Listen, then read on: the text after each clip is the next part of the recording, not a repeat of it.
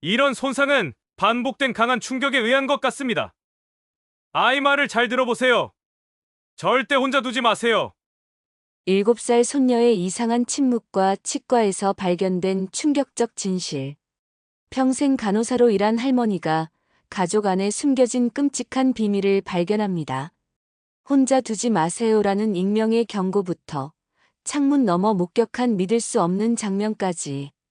가장 사랑했던 아들 앞에서 한 할머니는 생애 가장 무거운 선택을 내려야 합니다. 구독과 좋아요는 무료입니다. 여러분의 응원이 다음 이야기를 만드는 힘이 됩니다. 그럼 이야기를 시작하겠습니다. 박영자는 치과 대기실의 플라스틱 의자에 앉아 시계를 확인했습니다. 오후 3시 반. 평소라면 손녀 수빈이 이미 몇 번은 할머니, 언제 끝나요? 라고 물었을 시간이었습니다. 하지만 오늘은 달랐습니다. 수빈은 영자의 옆자리에 조용히 앉아 무릎 위에 놓인 작은 손을 가만히 내려다보고 있었습니다. 영자는 71년을 살아오면서 아이들을 관찰하는 눈을 기를 수밖에 없었습니다. 젊은 시절부터 인천 구월동 보건소에서 간호사로 일하며 수많은 아이들을 만났습니다. 예방접종을 맞으러 온 아이들, 건강검진을 받는 아이들, 때로는 상처투성이로 실려온 아이들까지 40여 년간 아이들과 함께하면서 영자는 아이들의 작은 변화도 놓치지 않는 예리한 관찰력을 갖게 되었습니다. 수빈은 평소 활발한 아이였습니다. 어디를 가든 할머니 이건 뭐예요? 할머니 저기 봐요. 라며 끊임없이 말을 쏟아내던 아이였습니다. 영자가 장을 보러 가면 카트를 밀겠다고 조르고 마트에서 만나는 모든 사람에게 인사를 건네는 그런 아이였습니다. 하지만 오늘 아침부터 수빈은 이상했습니다. 수빈아, 치과 가기 전에 아이스크림 하나 사줄까? 영자가 물었을 때 수빈은 고개를 저었습니다. 평소라면 눈을 반짝이며 좋아했을 텐데 오늘은 괜찮아요라고 작게 대답했습니다. 심지어 영자가 손을 내밀었을 때도 수빈은 잠깐 주저하는 듯한 모습을 보였습니다. 마치 누군가의 시선을 의식하는 것처럼 말입니다. 대기실에는 다른 환자들도 몇 명 앉아 있었습니다. 중년 남성이 스마트폰을 보고 있었고 젊은 여성은 잡지를 넘기고 있었습니다. 평범한 봄날 오후의 풍경이었습니다. 하지만 영자의 마음은 편하지 않았습니다. 수빈아, 어디 아파? 영자가 다시 물었습니다. 수빈은 고개를 들어 할머니를 바라봤습니다. 그 순간 영자는 깜짝 놀랐습니다. 수빈의 눈에서 평소의 밝은 빛이 사라져 있었습니다. 대신 어른스럽지 못한 나이에 어울리지 않는 조심스러움이 느껴졌습니다. 안 아파요. 수빈이 작게 대답했습니다. 하지만 영자의 눈에는 아이의 표정이 어색해 보였습니다. 마치 누군가에게 들키지 않으려고 조심스럽게 말하는 것 같았습니다. 영자는 보건소에서 일하던 시절을 떠올렸습니다. 가끔 이상한 상처를 가지고 오는 아이들이 있었습니다. 넘어져서 다쳤어요. 계단에서 굴렀어요. 라고 말하는 아이들. 하지만 영자의 경험으로는 그 상처들이 단순한 사고로 생긴 것 같지 않았습니다. 그럴 때마다 영자는 아이들을 더 자세히 관찰했습니다. 말투, 표정, 몸짓 하나하나를 놓치지 않으려 했습니다. 지금 수빈의 모습도 그때와 비슷했습니다. 평소 같으면 할머니, 치과 무서워요. 또는 빨리 끝났으면 좋겠어요. 라고 말했을 텐데 오늘은 그런 말조차 하지 않았습니다. 마치 모든 감정을 속으로 삼키고 있는 것 같았습니다. 박수빈 어린이. 간호사가 이름을 불렀습니다. 영자는 수빈의 손을 잡고 일어났습니다. 수빈은 순순히 따라왔지만 치료실로 들어가면서 한번 뒤를 돌아보았습니다. 무엇을 확인하려는 걸까요? 영자는 그 작은 행동마저 놓치지 않았습니다. 치료실 안은 깨끗했습니다. 하얀 치과 의자 위에 수빈이 앉았고 영자는 옆 의자에 앉아 손녀를 지켜봤습니다. 수빈은 입을 벌리라는 의사의 말에 조용히 따랐습니다. 평소 같으면 아 소리 내기 싫어요라고 투정을 부렸을 텐데 오늘은 너무나 순종적이었습니다. 영자는 마음 한구석이 불안했습니다. 아이가 갑자기 이렇게 조용해질 리 없었습니다. 분명 무슨 일이 있었을 겁니다. 하지만 무엇인지 알 수 없어서 더욱 답답했습니다. 40년간 간호사로 일하면서 기른 직감이 경고하고 있었습니다. 무언가 잘못되었다고 더 주의 깊게 살펴봐야 한다고 말입니다. 치과 의사가 수빈의 입안을 자세히 들여다보더니 미간을 찌푸렸습니다. 작은 거울과 탐침으로 여러 부위를 확인하는 모습이 평소보다 신중해 보였습니다. 영자는 의사의 표정 변화를 놓치지 않았습니다. 40년간 의료진과 함께 일했던 경험으로 의사의 미묘한 반응이 무엇을 의미하는지 알고 있었습니다. 이상하네요. 의사가 작게 중얼거리며 다시 한번 수빈의 앞니 부분을 살펴봤습니다. 그리고 간호사에게 손짓을 해서 엑스레이를 한 장 더 찍었습니다.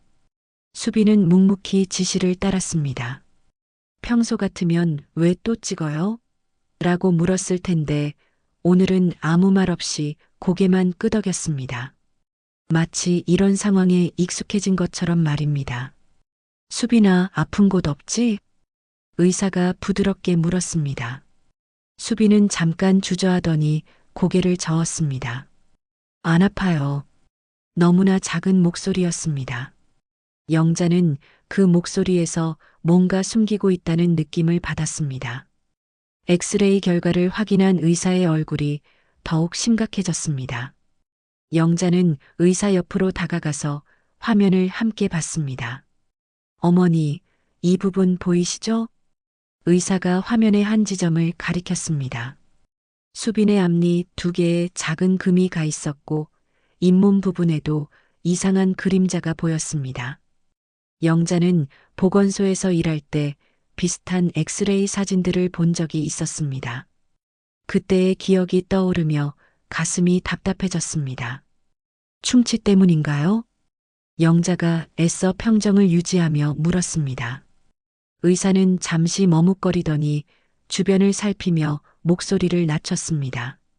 충치라기보다는 이런 손상은 보통 반복된 강한 충격에 의해 생기는 경우가 많습니다.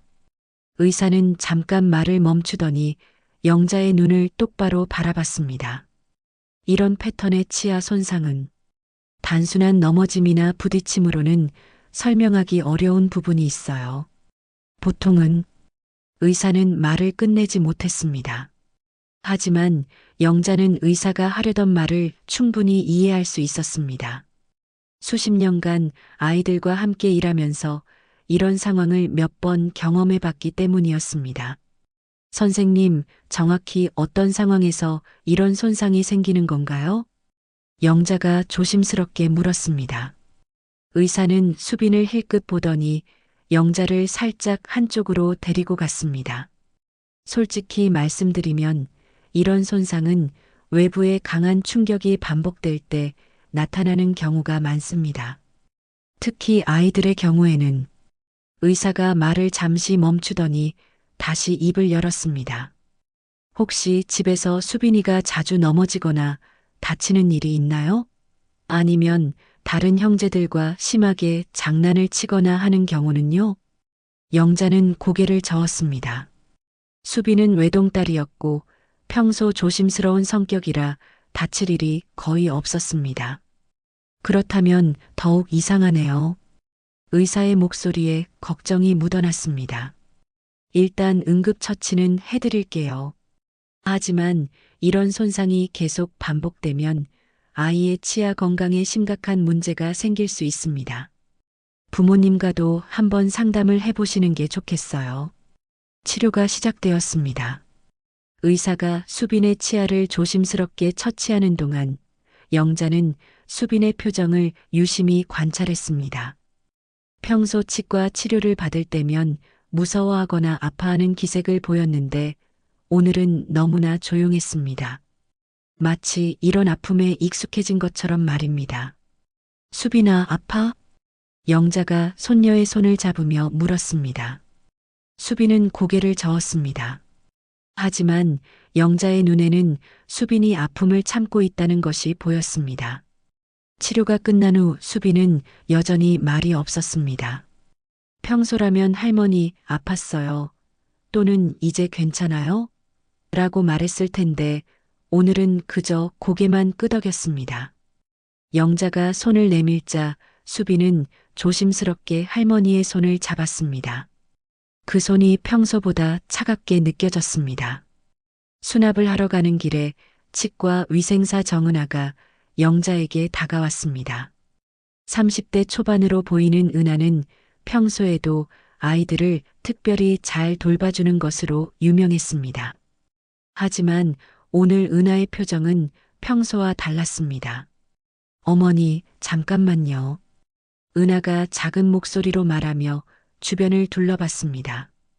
그리고 마치 아무도 보지 않는 순간을 기다리는 듯 조심스럽게 행동했습니다.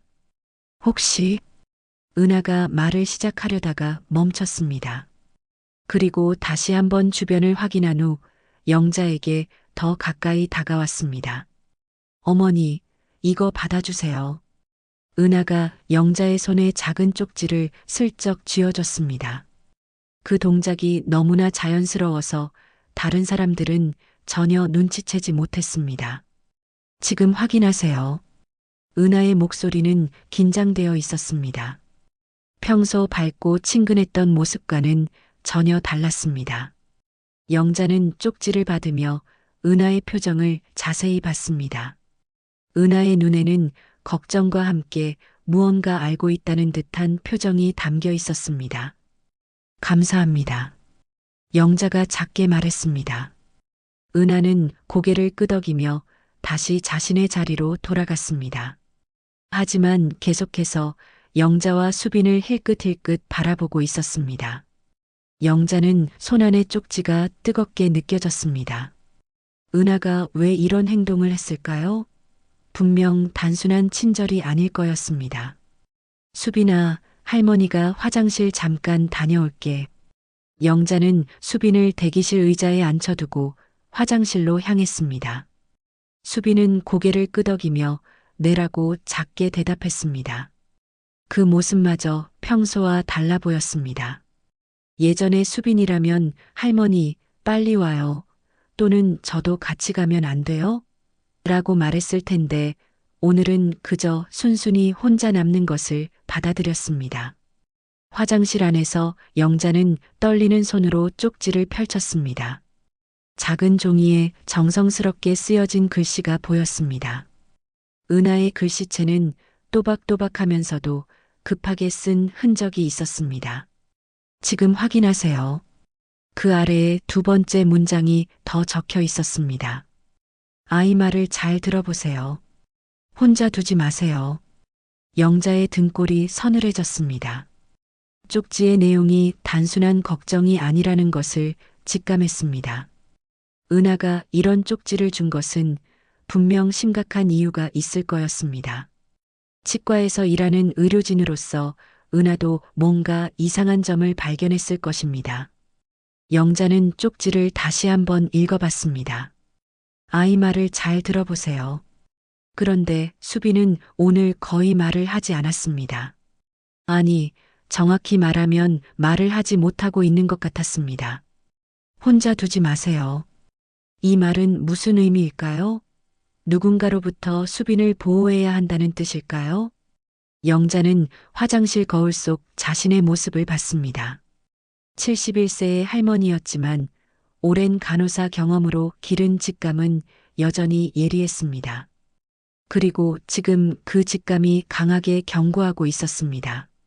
무언가 심각한 일이 일어나고 있다고, 더 이상 눈 감고 있어서는 안 된다고 말이었습니다.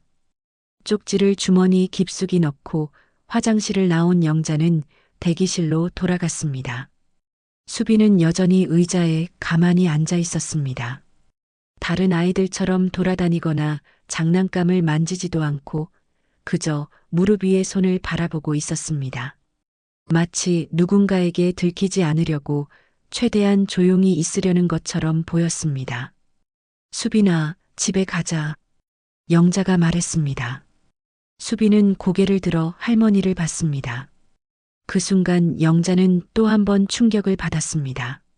수빈의 눈에서 무언가를 간절히 말하고 싶어 하는 표정을 읽을 수 있었습니다. 하지만 동시에 말할 수 없다는 두려움도 함께 보였습니다. 치과를 나서면서 영자는 수빈의 손을 꼭 잡았습니다. 수빈의 손이 평소보다 차갑고 떨리고 있다는 것을 느꼈습니다. 수빈아, 할머니한테 하고 싶은 말 없어? 영자가 조심스럽게 물었습니다. 수빈은 잠깐 멈춰서더니 할머니를 올려다봤습니다. 그 눈빛에서 영자는 아이가 정말로 하고 싶은 말이 있다는 것을 확신했습니다. 할머니, 수빈이 작은 목소리로 말을 시작했습니다. 영자는 귀를 기울였습니다. 할머니, 저는, 하지만 수빈은 말을 끝내지 못했습니다. 마치 누군가에게 들릴까봐 두려워하는 것처럼 주변을 두리번거리더니 고개를 저었습니다. 아무것도 아니에요. 그 순간 영자는 확신했습니다. 수빈에게 분명 무언가 일어나고 있었습니다. 아이가 이렇게 말을 주저하고 두려워하는 모습은 정상적인 것이 아니었습니다. 버스를 기다리는 동안 영자는 수빈을 더 자세히 관찰했습니다. 수빈은 계속해서 주변을 의식하고 있었습니다. 지나가는 사람들, 특히 어른 남성들을 볼 때마다 몸을 움츠리는 모습을 보였습니다. 이것은 평소의 수빈과 전혀 다른 모습이었습니다. 버스 안에서도 수빈은 말이 없었습니다. 평소라면 창밖 풍경을 보며 이것저것 물어봤을 텐데 오늘은 그저 영자의 팔에 바짝 붙어 앉아 있었습니다. 마치 할머니에게서 떨어지면 안 된다는 듯이 말입니다. 수빈아, 어디 아파? 배 아픈 거 아니야? 영자가 다시 물었습니다. 수빈은 고개를 저었지만 그 표정에는 뭔가 말하고 싶어 하는 기색이 역력했습니다. 할머니는 수빈이 편해서 항상 지켜줄 거야. 무슨 일이 있어도 말이야. 영자가 부드럽게 말했습니다. 그러자 수빈의 눈에 눈물이 맺히기 시작했습니다. 할머니, 수빈이 다시 말을 시작했습니다. 하지만 이번에도 끝까지 말하지 못했습니다. 대신 영자의 팔을 더 꽉 붙잡았습니다. 버스에서 내려 집으로 걸어가는 길에 영자는 주머니 속 쪽지를 다시 한번 생각했습니다. 아이 말을 잘 들어보세요. 은하가 왜 이런 말을 했을까요? 분명 수빈에게서 뭔가 이상한 점을 발견했을 것입니다. 혼자 두지 마세요. 이 말은 더욱 섬뜩했습니다. 누군가로부터 수빈을 지켜야 한다는 뜻인가요? 집 앞에 도착했을 때 수빈은 갑자기 발걸음을 멈췄습니다. 평소라면 집에 도착하면 기뻐하며 뛰어갔을 텐데 오늘은 마치 집에 들어가기 싫어하는 것처럼 보였습니다. 수빈아, 왜 그래? 영자가 물었습니다. 수빈은 집을 바라보며 잠시 망설이더니 작은 목소리로 말했습니다. 할머니, 저 할머니 집에서 자면 안 돼요? 이 말에 영자는 깜짝 놀랐습니다. 수빈이 이런 말을 한 적은 한 번도 없었습니다. 평소 집을 좋아하고 자기 방을 좋아하던 아이가 왜 갑자기 이런 말을 하는 걸까요? 왜? 집이 싫어? 아니에요. 그냥 수빈은 말을 끝내지 못했습니다. 하지만 영자는 아이의 표정에서 무언가 간절함을 읽을 수 있었습니다.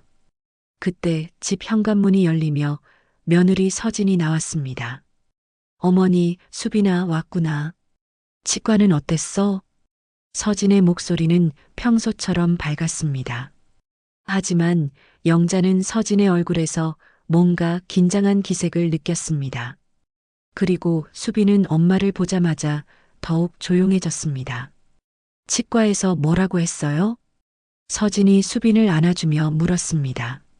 하지만 영자의 눈에는 서진의 표정이 어딘가 어색해 보였습니다.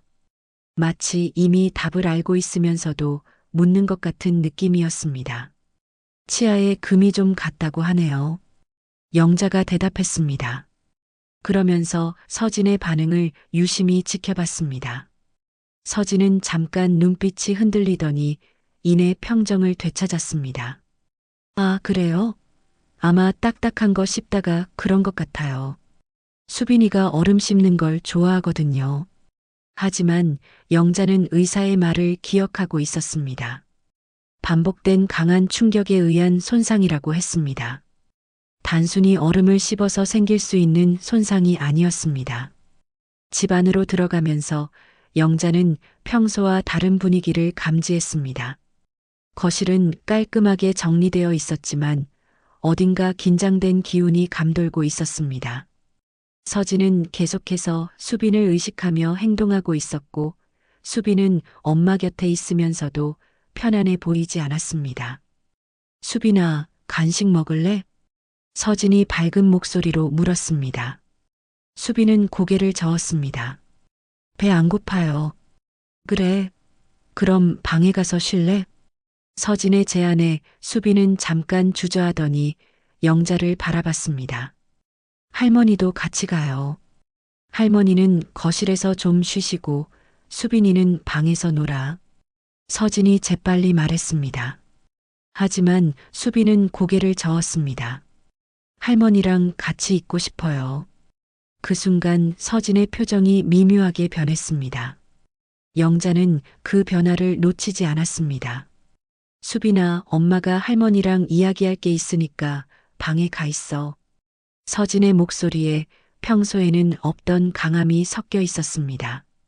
수빈은 더 이상 말하지 못하고 고개를 숙였습니다. 할머니, 나중에 봐요. 수빈이 작은 목소리로 말하며 방으로 향했습니다. 영자는 수빈의 뒷모습을 바라보며 마음이 아팠습니다. 아이가 왜 이렇게 조심스럽게 행동해야 하는 걸까요? 수빈이 방으로 들어가자 서진은 영자와 마주 앉았습니다. 그리고는 평소와 달리 날카로운 눈빛으로 영자를 바라봤습니다. 어머니, 치과에서 다른 말은 없었어요? 다른 말이라면? 영자가 반문했습니다. 서진은 잠깐 망설이더니 다시 입을 열었습니다.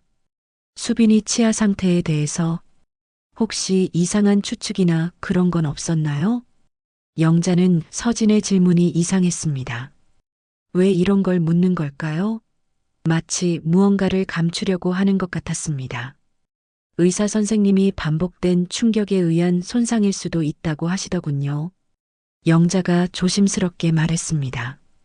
그러자 서진의 얼굴이 순간적으로 굳어졌습니다. 그런 말씀을 하셨다고요? 서진의 목소리가 높아졌습니다. 영자는 서진의 과도한 반응이 의아했습니다. 왜 그러세요? 의사가 전문적인 소견을 말한 것뿐인데. 어머니, 설마 저를 의심하시는 건 아니죠? 서진이 갑자기 감정적으로 말했습니다. 제가 수빈이를 때린다고 생각하시는 거예요? 제가 어떤 엄마인지 어머니가 모르세요? 영자는 당황했습니다. 자신은 그런 의심을 한 적이 없었는데 왜 서진이 이렇게 민감하게 반응하는 걸까요? 그런 게 아니라, 그럼 뭐예요? 치과 의사가 그런 말을 했다고 해서 저를 의심하시는 거 아니에요? 서진의 목소리는 점점 더 날카로워졌습니다. 영자는 서진의 이런 모습을 본 적이 없어서 더욱 놀랐습니다. 평소 온순하고 차분했던 며느리가 왜 이렇게 격하게 반응하는 걸까요? 서진아, 진정해. 나는 그런 의심을 한 게 아니야. 그럼 왜 그런 말씀을 하세요? 의사가 뭐라고 했다고? 서진은 여전히 흥분해 있었습니다. 그리고 계속해서 자신을 변호하려고 했습니다. 저는 수빈이를 위해서 모든 걸 희생하고 있어요. 제 인생을 포기하고 아이만 바라보며 살고 있다고요. 그런데 어머니가 저를 그런 식으로 의심하시면 서진의 목소리에 눈물이 섞여 있었습니다. 하지만 영자는 뭔가 부자연스러움을 느꼈습니다. 이런 감정적인 반응이 진짜일까요? 아니면 무언가를 숨기기 위한 것일까요? 그때 현관문이 열리는 소리가 들렸습니다. 아들 준호가 퇴근한 모양이었습니다. 엄마 왔네요. 수빈이 치과는 어땠어요? 준호가 평소처럼 무심한 목소리로 물었습니다. 하지만 서진은 준호를 보자마자 더욱 긴장한 듯 보였습니다. 치아에 금이 갔다고 해요. 서진이 재빨리 대답했습니다. 그러면서 영자를 흘끔 바라봤습니다. 아, 그래요? 애들이 다 그러면서 크죠. 준호는 별로 관심 없다는 듯 대답했습니다. 그리고 소파에 앉으며 리모컨을 집어들었습니다. 그런데 의사가 이상한 말을 했어요. 영자가 조심스럽게 말했습니다. 준호는 텔레비전을 보면서 대답했습니다. 무슨 말이요? 반복된 충격에 의한 손상일 수도 있다고. 그 순간 준호의 손이 멈췄습니다. 하지만 이내 다시 리모컨을 조작하며 말했습니다. 엄마, 의사들이 다 그런 식으로 말해요. 별거 아닌 것도 크게 만들어서 말하는 게 요즘 의사들이에요. 준호의 목소리는 평상시와 같았지만 영자는 아들의 어깨가 약간 긴장한 것을 느꼈습니다. 그래도 이상하지 않아? 수빈이가 그런 상처를 입을 이유가 없는데. 엄마, 애들 다 그러면서 크는 거예요. 너무 예민하시네요. 준호가 짜증스럽다는 듯 말했습니다. 그리고 서진을 바라보며 말했습니다. 당신도 엄마한테 제대로 설명해 드려요. 우리가 수빈이를 얼마나 잘 돌보고 있는지 말이에요. 서진은 고개를 끄덕였지만 그 표정이 어딘가 어두워 보였습니다. 영자는 아들과 며느리의 반응이 이상했습니다. 왜 이렇게 방어적으로 나오는 걸까요? 정말로 아무것도 숨길 것이 없다면 이렇게 예민하게 반응할 필요가 없을 텐데 말입니다. 며칠이 지나면서 영자는 수빈을 더욱 주의 깊게 관찰하기 시작했습니다. 유치원에 데려다주고 데려오는 일을 자청해서 맡았습니다. 평소라면 서진이나 준호가 번갈아 가면서 했던 일이었지만 영자가 나서서 하겠다고 하니까 오히려 고마워했습니다. 유치원 앞에서 수빈을 배웅하면서 영자는 담임 선생님과 이야기할 기회를 만들었습니다. 김민정 선생님은 20대 후반의 젊은 선생님이었지만 아이들을 세심하게 돌보는 것으로 유명했습니다. 선생님, 수빈이가 요즘 어떤가요? 영자가 조심스럽게 물었습니다. 민정 선생님은 잠깐 생각하더니 걱정스러운 표정을 지었습니다. 사실 말씀드리려고 했던 게 있어요. 선생님의 말에 영자의 가슴이 두근거렸습니다. 수빈이가 요즘 많이 달라졌어요. 예전에는 활발하고 친구들과 잘 어울리는 아이였는데 최근에는 혼자 있으려고 해요. 민정 선생님이 계속 말했습니다. 그리고 갑자기 울거나 놀이터에서 다쳐도 울음을 참으려고 해요. 보통 아이들은 조금만 다쳐도 울면서 선생님을 찾는데 수빈이는 혼자 참으려고 하더라고요. 영자는 선생님의 말에 더욱 확신을 갖게 되었습니다. 수빈에게 분명 무언가 일어나고 있었습니다. 더 이상한 건 며칠 전에 친구들과 가족 이야기를 하다가 수빈이가 갑자기 비밀이라고 말하다가 멈춘 적이 있어요. 비밀이요? 네, 우리 집에는 비밀이. 라고 말하다가 갑자기 입을 다물어 버렸어요. 그리고 나서는 아무 말도 안 하려고 하더라고요. 민정 선생님의 말에 영자의 마음이 더욱 무거워졌습니다. 혹시 집에서 무슨 일이 있는 건 아닌지. 물론 짐작으로 말씀드리는 거지만 수빈이 변화가 너무 급격해서요. 유치원을 나서면서 영자는 주머니에서 쪽지를 다시 꺼내봤습니다. 아이 말을 잘 들어보세요. 혼자 두지 마세요. 은하의 경고가 점점 현실적으로 다가왔습니다. 집에 돌아와서 영자는 은하에게 전화를 걸었습니다. 치과의 근무 시간을 물어보고 점심시간에 잠깐 통화할 수 있는지 확인했습니다. 은하 씨, 저 박수빈 할머니예요. 아, 어머니. 안녕하세요. 은하의 목소리에 반가움과 함께 걱정이 섞여 있었습니다. 쪽지 주신 것, 무슨 의미인지 더 자세히 들을 수 있을까요? 전화 너머로 은하가 잠깐 망설이는 소리가 들렸습니다. 어머니, 제가 함부로 말씀드리기는 어렵지만 수빈이 치아 손상이 정말 일반적인 경우가 아니에요. 은하의 목소리가 조심스러워졌습니다. 저희가 그동안 비슷한 사례를 많이 봤는데 보통 이런 패턴의 손상은 은하가 말을 잠시 멈췄다가 다시 입을 열었습니다. 외부 충격이 반복될 때 나타나는 경우가 많아요. 특히 아이들한테는 정확히 어떤 상황을 말하는 건가요? 영자가 직접적으로 물었습니다. 은하는 한숨을 쉬더니 조심스럽게 대답했습니다. 아동학대 의심 사례에서 자주 보는 패턴이에요. 물론 확실한 건 아니지만 영자의 머릿속이 하얘졌습니다. 아동학대, 그 단어가 머릿속에서 맴돌았습니다. 그래서 쪽지를, 네, 혹시라도 해서요. 아이를 더 자세히 관찰해 보시라고. 통화를 끝내고 영자는 소파에 주저앉았습니다. 아동학대라니, 자신의 가족에게서 그런 일이 일어날 수 있다는 생각을 해본 적이 없었습니다. 그때 수빈이 방에서 나왔습니다. 아이는 영자를 보더니 조심스럽게 다가왔습니다. 할머니, 뭐 하세요? 아, 수빈아. 할머니 옆에 와서 앉아볼래? 수빈은 고개를 끄덕이고 영자 옆에 앉았습니다. 영자는 수빈을 더 자세히 관찰하기 시작했습니다. 아이의 팔에 작은 멍자국들이 있었습니다. 그리고 목 뒤쪽에도 이상한 자국이 보였습니다. 수빈아, 여기 어떻게 다쳤어? 영자가 아이의 팔을 가리키며 물었습니다. 수빈은 깜짝 놀라며 소매를 내렸습니다. 넘어져서요. 어디서? 집에서, 계단에서. 하지만 그들의 집은 아파트 1층이었습니다. 계단이 없었습니다. 수빈은 거짓말을 하고 있었습니다.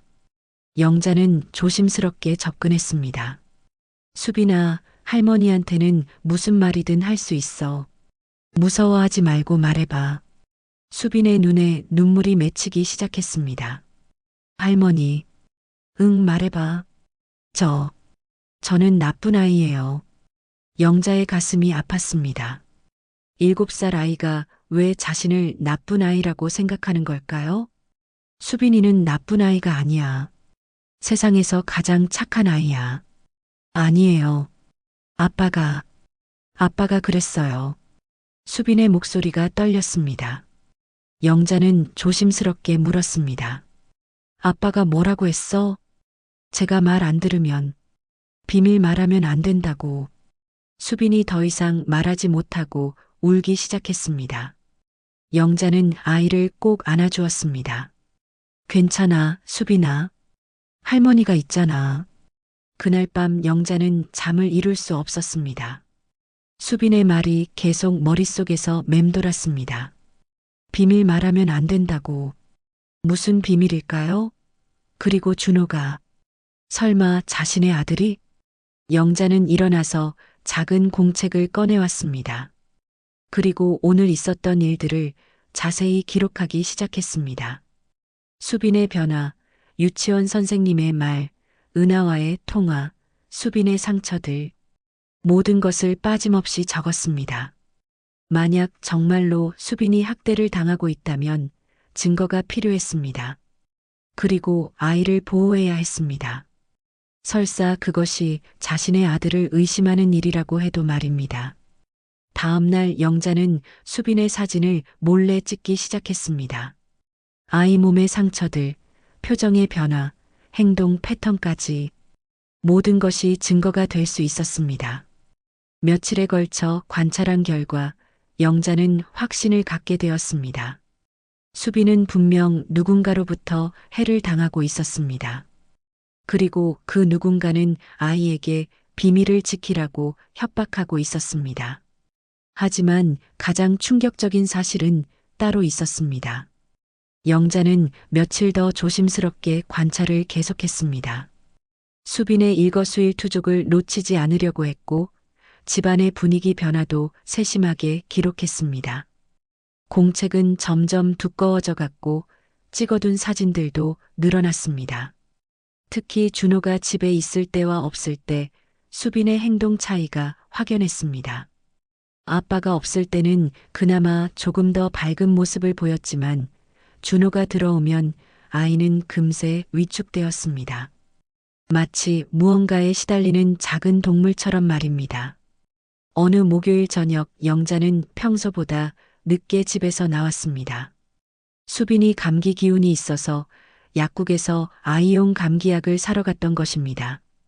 집으로 돌아오는 길에 영자는 자신의 집 창문에 불빛이 켜져 있는 것을 봤습니다. 그런데 뭔가 이상했습니다. 거실 창문으로 보이는 그림자들이 평소와 달랐습니다. 영자는 발걸음을 늦추고 조심스럽게 창가로 다가갔습니다. 그리고 그 순간 영자는 믿을 수 없는 광경을 목격했습니다. 준호가 수빈을 거칠게 흔들고 있었습니다. 아이의 작은 몸이 앞뒤로 흔들리고 있었고 준호의 입이 큰 소리로 무언가 외치고 있는 것이 보였습니다. 창문 너머로 들리는 소리는 희미했지만 분노에 찬 목소리라는 것은 분명했습니다. 영자는 그 자리에서 얼어붙었습니다. 다리에 힘이 빠져서 움직일 수가 없었습니다. 자신의 아들이 그 착했던 준호가 7살 수빈을 그렇게 대하고 있다니. 수빈은 아빠의 거친 손길에 속수무책으로 흔들리고 있었습니다. 아이가 울고 있는 것 같았지만 소리를 내지 않으려고 애쓰는 모습이 보였습니다. 마치 울면 더 큰 일이 날 것을 아는 것처럼 말입니다. 서진은 어디 있는 걸까요? 영자는 주변을 둘러봤지만 며느리의 모습은 보이지 않았습니다. 부엌 쪽 그림자가 움직이는 것으로 보아 서진은 그곳에 있으면서도 이 상황을 방관하고 있는 것 같았습니다. 준호의 행동은 점점 더 격해졌습니다. 아이의 어깨를 잡고 흔드는 것도 모자라 이제는 수빈의 뺨을 때리는 모습까지 보였습니다. 영자의 가슴이 찢어지는 것 같았습니다. 안 돼. 영자는 무의식 중에 작은 소리로 외쳤습니다. 하지만 그 소리는 창문 너머로 들리지 않았습니다. 대신 영자는 급히 현관으로 뛰어갔습니다. 현관문을 여는 순간 집안은 조용해져 있었습니다. 준호는 소파에 앉아 텔레비전을 보고 있었고 수빈은 보이지 않았습니다. 서진은 부엌에서 설거지를 하고 있었습니다. 엄마 왔네요. 준호가 평상시와 다름없는 목소리로 말했습니다. 하지만 영자는 아들의 이마에 맺힌 땀방울을 놓치지 않았습니다. 수빈이는 방에서 자요. 감기 기운이 있다고 해서 일찍 재웠어요. 영자는 바로 수빈의 방으로 향했습니다. 문을 살짝 열어보니 수빈이 이불을 뒤집어 쓰고 누워 있었습니다. 하지만 아이의 어깨가 미세하게 떨리고 있다는 것을 영자는 알 수 있었습니다. 수빈아. 영자가 작은 목소리로 불렀습니다. 수빈은 이불을 더 깊이 뒤집어 썼습니다. 할머니야. 괜찮아? 수빈이 천천히 이불을 벗고 일어났습니다.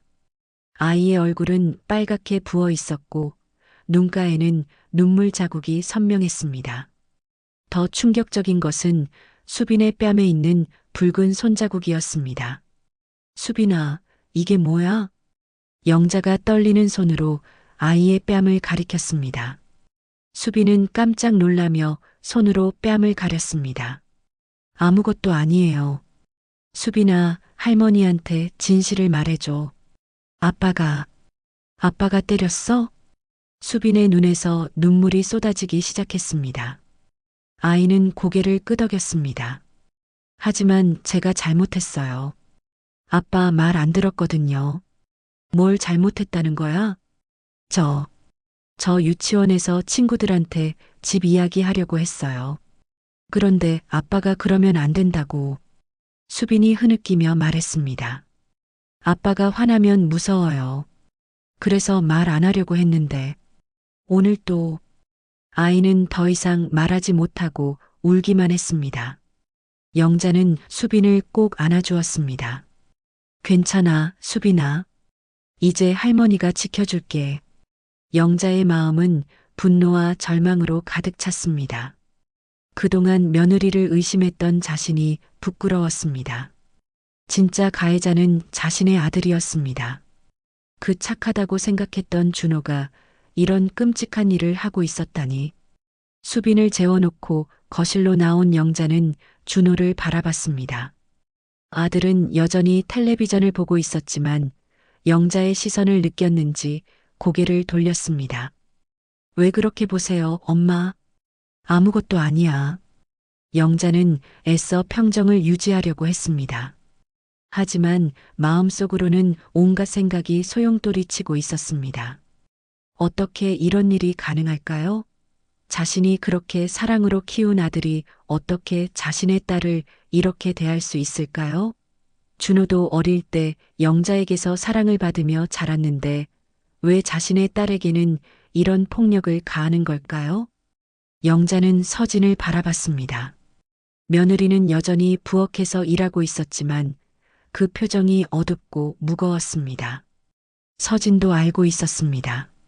남편이 딸을 학대한다는 것을 알고 있으면서도 막지 못하고 있었습니다.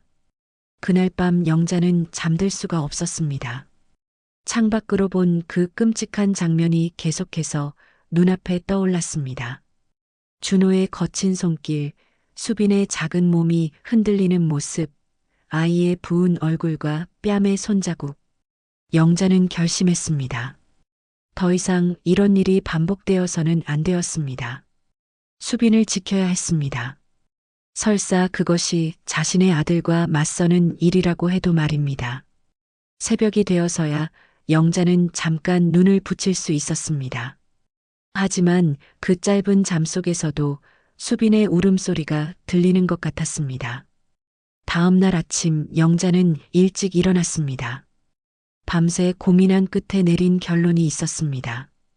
더 이상 혼자 고민할 수는 없었습니다. 이 문제를 해결하기 위해서는 가족 모두와 정면으로 마주해야 했습니다.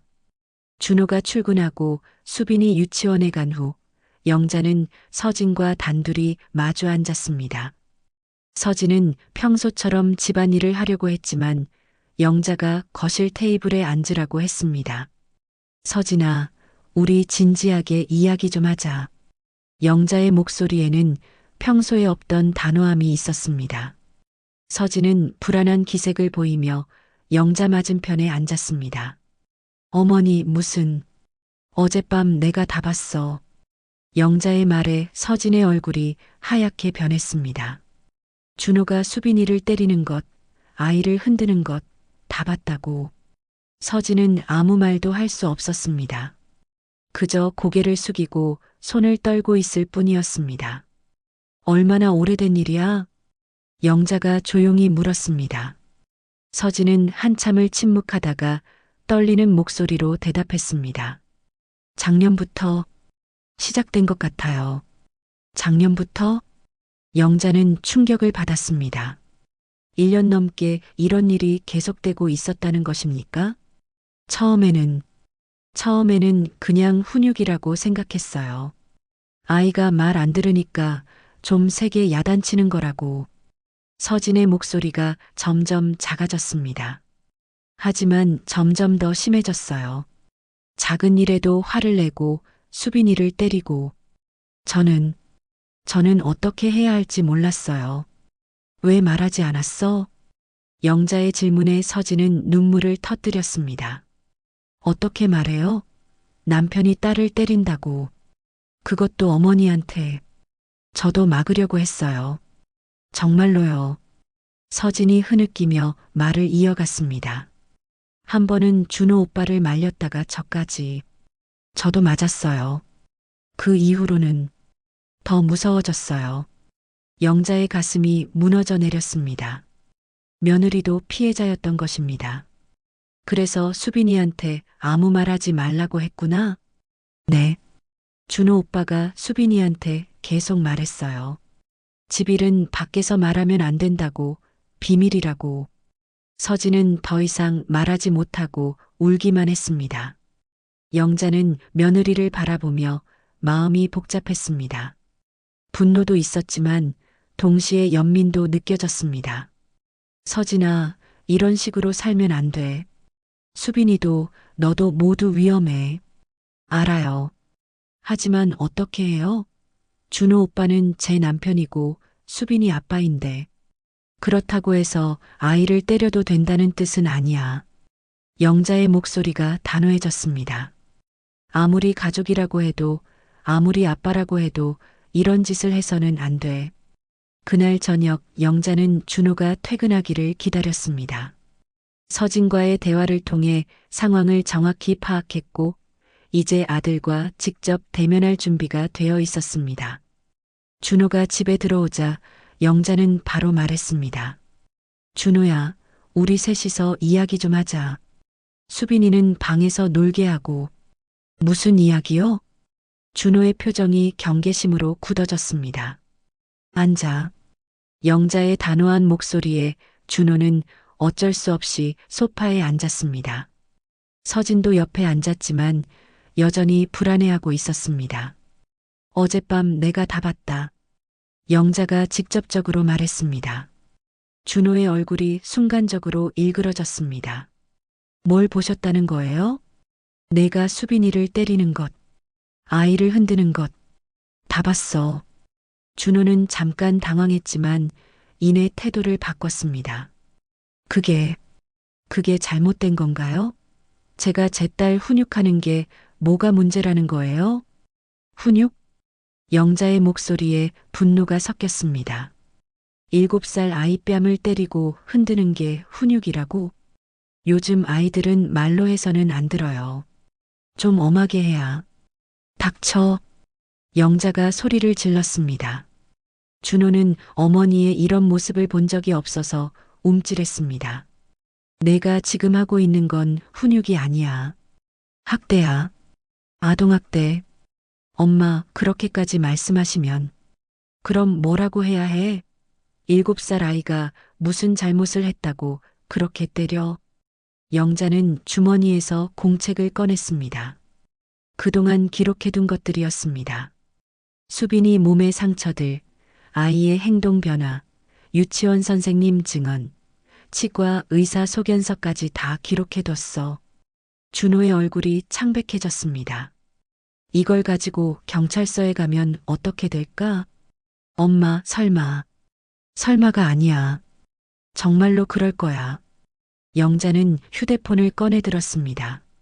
내 아들이라도 손녀를 해친다면 가만히 있을 수 없어. 그 순간 서진이 일어나서 영자의 손을 잡았습니다. 어머니, 잠깐만요. 서진은 준호를 바라보며 눈물을 흘렸습니다. 오빠, 이제 그만해요. 정말로 그만하자고요. 당신까지. 저도 알고 있었어요. 오빠가 수빈이한테 하는 일들을. 하지만 차마 말할 수가 없었어요. 서진의 고백에 준호는 말문이 막혔습니다. 아이 아빠니까. 그래서 참았어요. 하지만 이제는 정말 안 돼요. 영자는 휴대폰을 들고 112를 누르려고 했습니다. 그때 준호가 급하게 말했습니다. 엄마, 잠깐만요.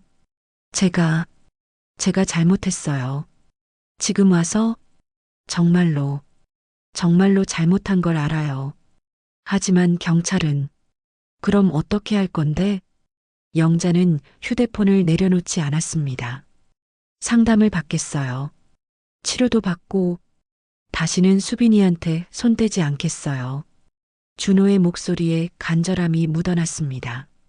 하지만 영자는 쉽게 믿을 수 없었습니다. 말만으로는 안 돼.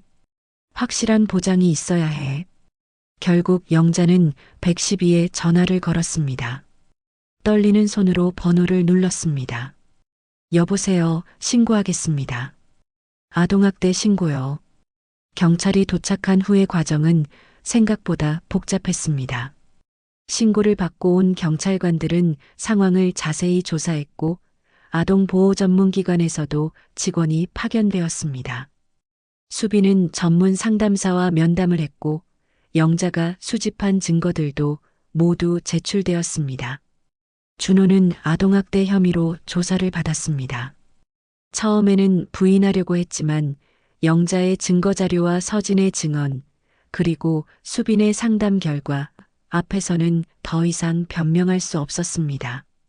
재판 과정에서 준호는 집행유예 2년과 함께 의무적으로 분노조절 상담 및 부모 교육을 받도록 명령받았습니다. 또한 6개월간 수빈과의 접촉이 제한되었습니다. 그 기간 동안 영자는 서진과 수빈을 자신의 집으로 데려왔습니다. 작은 투룸 아파트였지만 세 사람이 지내기에는 충분했습니다. 무엇보다 수빈이 안전하게 지낼 수 있는 곳이었습니다. 처음 며칠은 힘들었습니다. 수빈은 밤마다 악몽에 시달렸고 작은 소리에도 깜짝 놀라곤 했습니다. 서진도 죄책감과 미안함으로 우울해했습니다. 어머니, 정말 죄송해요. 제가 더 일찍 말씀드렸어야 했는데. 서진이 눈물을 흘리며 말했습니다. 영자는 며느리의 손을 잡아주었습니다. 이제 지난 일이야. 앞으로가 중요해. 영자는 동네에 작은 공부방을 열었습니다. 은퇴 후 모아둔 적금을 털어서 마련한 작은 공간이었습니다. 사랑채 공부방이라는 이름을 붙였습니다. 공부방에는 수빈뿐만 아니라 동네의 다른 아이들도 찾아왔습니다. 맞벌이 부모들이 아이들을 맡기러 왔고 영자는 그 아이들을 정성껏 돌봤습니다. 오랜 간호사 경험으로 아이들의 작은 변화도 놓치지 않았습니다. 할머니, 이 문제 어떻게 풀어요? 할머니, 배고파요. 할머니, 친구가 때렸어요. 아이들의 다양한 이야기를 들으며 영자는 보람을 느꼈습니다. 특히 수빈이 조금씩 밝아지는 모습을 볼 때마다 기뻤습니다. 서진은 공부방에서 영자를 도우며 아이들을 가르쳤습니다. 초등교사였던 경험이 큰 도움이 되었습니다. 처음에는 소극적이었던 서진도 시간이 지나면서 자신감을 되찾아갔습니다. 어머니, 제가 이렇게 당당하게 살 수 있을 줄 몰랐어요. 어느 날 서진이 영자에게 말했습니다. 그동안 너무 움츠리고 살았던 것 같아요.